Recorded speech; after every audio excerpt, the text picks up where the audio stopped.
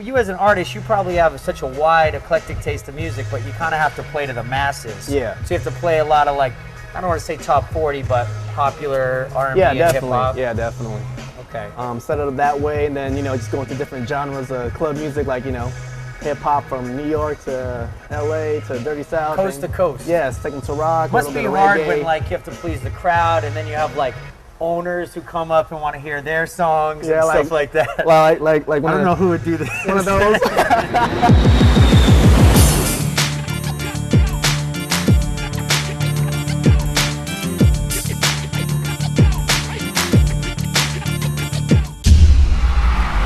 DJ Turbulence, prepare for takeoff.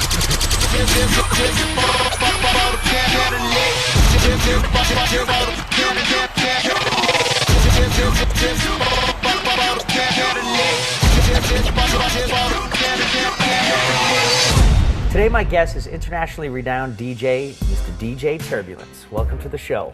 Thanks for having me. Thanks for coming, man. You've DJ'd around the world.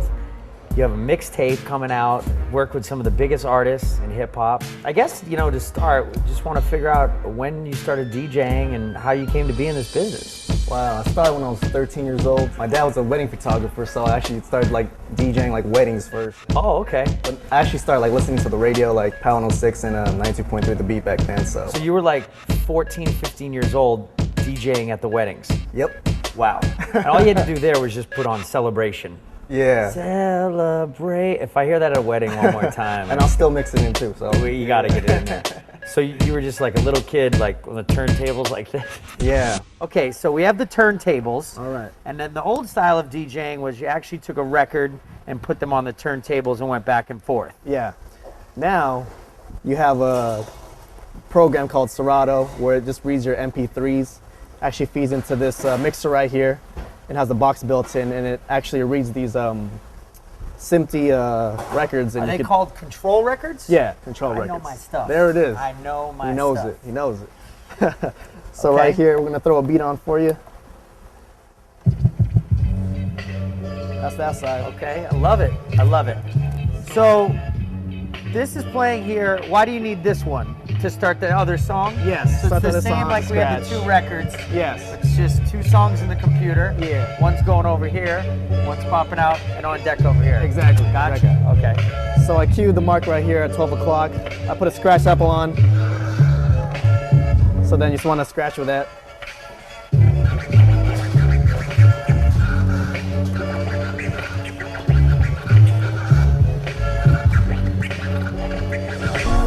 So you're listening to hip hop as a kid, you're living in Los Angeles. What got you to take it to the next level where you weren't necessarily having your dad book the events? How did you get to be a real DJ? I started making like mixtapes or whatever and like kind of circulate around. And like my sister, she had some friends that were DJs too. Some guy by the name of DJ Clockwork.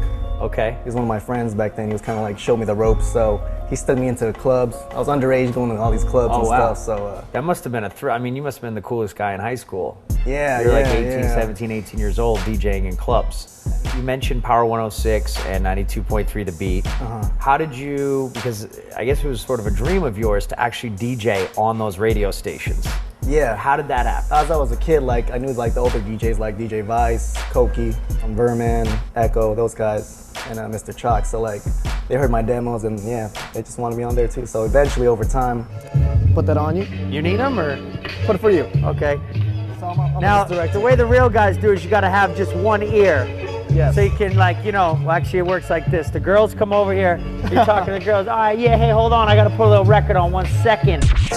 What would you say to young people out there watching this who maybe their father, you know, doesn't have the ins on the weddings and they love music and their dream would be to, you know, entertain the amounts of people that you do on a weekly basis in the hottest venues? Man, I get hit up all the time for that. It's crazy. Like, I just tell them, like, you know, just know your history of music, know everything, like, you know, rock, hip hop, reggae, everything. I was blessed enough to like be in that wave where like the transition from like records to MP3 came about. So from that time, you know, yeah, I started when I was younger, so like kind of build a track record or whatever, you know. That just catapulted me from like, you know, the radio, meeting all these artists that I love, and then make a mixtape, you know, put it out there, just keep on practicing, of course, number one, you know, do it for the love and the passion. So you have a mixtape coming out, and this one is called Party in the Mile High Club Part 2. I gotta say, this was at my venue, I was very happy to see this. I mean, would you say you do not have a dream job that you get to play music, T-Pain is there at your birthday party, you're talking with him, rapping with him, you know? Definitely blessed. I could never like as a 13-year-old kid think like, yo, I'm making a living off of just playing music. Yeah. Just DJing. I mean, the artist that you have like on here playing his music is at your birthday party, throwing his arm around you, doing vodka shots. I don't want to take your job, man. So don't. I'm out. I'm out of here. I'm out of here. They fired me tonight. Tricks. If I start lining up this red dot, we are really in trouble. Oh, see, there you go. Well, best of luck in 2009, DJ Turbulence. Thanks for coming on the show. Keep getting your hustle on. Will do.